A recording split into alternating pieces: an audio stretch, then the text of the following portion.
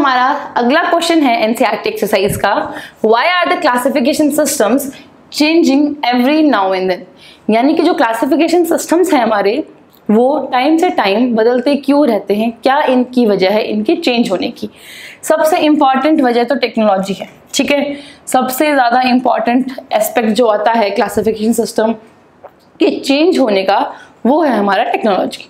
पुराने टाइम में जिसको हम बोल सकते हैं ट्रेडिशनल टाइम, जिसको हम बोल सकते हैं ट्रेडिशनल टाइम या फिर कन्वेंशनल टाइम, उस टाइम में हम कौन सा कैरेक्टर यूज़ करते थे, हम करते थे मॉर्फोलॉजिकल कैरेक्टर्स का यूज़। मॉर्फोलॉजी लिख देती हूँ मैं, या फिर morphological characters, that means the external characters.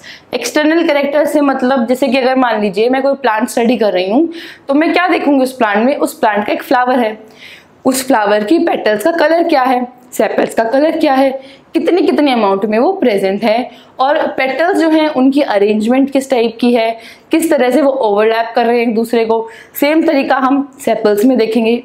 ये सारी चीज़ें जो होती हैं, जो एक्सटर्नली हम देख सकते हैं, हमारी आंखों से जो हम देख सकते हैं, वो सारा आता है हमारा मॉर्फोलॉजी में। क्योंकि पुराने टाइम में इतनी ज़्यादा एडवांस रिसोर्सेज नहीं थे, हमारा माइक्रोस्कोप भी तब तक डिस्कवर नहीं हुआ था, तो ये सारी चीज़ें तो हुई नहीं थी। उससे पहले इंसान क्या करेगा, किस तरीके से क्लासीफाई करेगा, यानी कि किस तरीके से लिविंग ऑर्गेनिजम्स की ग्रुपिंग करेगा, उनको उसको ग्रुप में डालना है, किस बेसिस पे डालेगा। अच्छा यार, इस जो प्लांट है इन सबके फूल आते हैं, पिंक कलर के फ्लावर्स आते हैं, तो इनको एक ग्रुप में डाला, व्हाइट कलर के फ्लावर्स आते हैं तो इनको एक ग्रुप में डाला। तो उन्होंने क्या क्राइटेरिया रखा, मॉर्फोलॉजी को उन्होंने क्राइटेरिया रखा। लेकिन जैसे ही धीरे धीरे हमारी जो टेक्नोलॉजी है, हमारे इंस्ट्रूमेंट्स हैं, वो सब डेवलप हुआ, तो हमारा जो क्लासिफिकेशन सिस्टम जो है वो भी धीरे धीरे चेंज हुआ।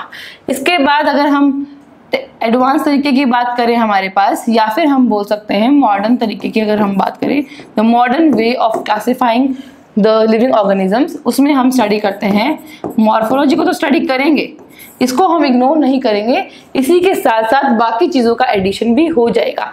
एनाटॉमी स्टडी करेंगे। What do you mean by anatomy? It means the internal character study होगा। इसी के साथ साथ हम प्लांट की फिजियोलॉजी भी हम स्टडी करेंगे, ठीक है। इसी के साथ साथ और हम क्या करेंगे, हमारे साथ बायोकेमिकल टेस्ट जो होते हैं प्लांट्स पे वो भी होंगे। और एट द एंड हमारे पास आता है most advanced way of classification, जो होता है हमारा मॉलिक्यूलर बेसिस पे आधारित। हमारा मॉलिक्यूलर बेसिस पे आधारित होता है, जिसमें हमारे पास आता है हमारा डीएनए की कॉम्पोजिशन किस तरीके से है, यानी कि न्यूक्लिक एसिड जो होती हैं उनकी कॉम्पोजिशन किस तरीके से है, राइबोसोम्स की जो अरेंजमेंट है वो किस तरीके से है हमारे पास।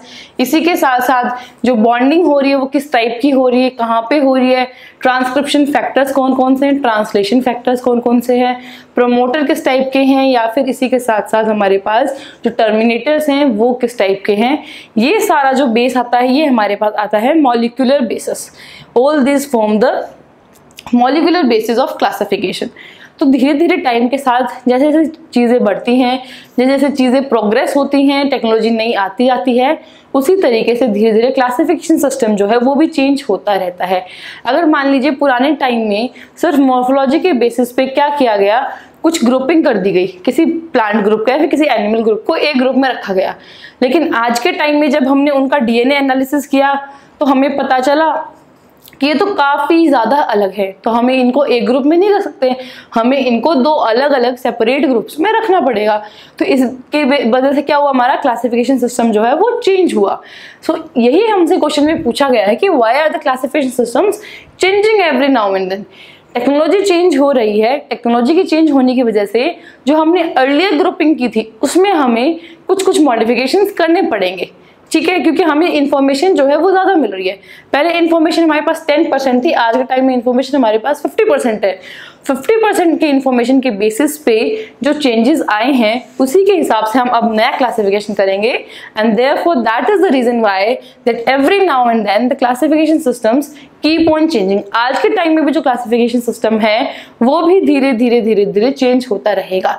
इसका सबसे अच्छा एग्जाम्पल जो आप पढ़ेंगे वो आता है आपका क्लासिफिकेशन में। जब हम अर्लियर स्टडी करते थे तो हमने क्या किया था, हमने सिर्फ 2 किंगडम क्लासिफिकेशन पढ़ा था, एक प्लांट्स रख दिए एक एनिमल्स रख दिए। लेकिन धीरे धीरे से चीज़ें प्रोग्रेस हुई, हमारे पास 3 किंगडम क्लासिफिकेशन आया, फिर हमारे पास 4 किंगडम क्लासिफिकेशन आया, और आज के टाइम में जो हम स्टडी करते हैं वो है 5 किंगडम क्लासिफिकेशन।